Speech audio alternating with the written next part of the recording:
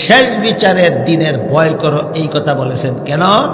কারণ কোরআনের যাবতীয় শিক্ষা ওই লোকের জীবনে বাস্তবায়ন সম্ভব যার অন্তরে শেষ বিচারের ভয় জাগ্রত থাকে।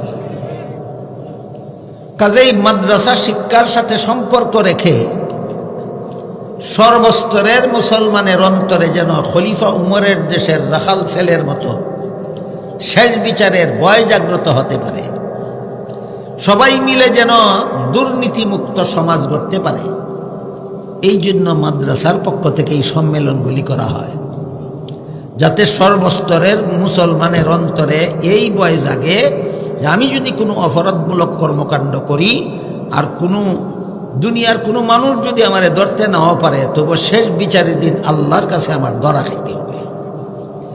এই মহান শিক্ষা সর্বস্তরের মুসলমানদেরকে অন্তরে হাসিল করার তৌফিক আল্লাহ সবাইকে দান করুন, আমিন।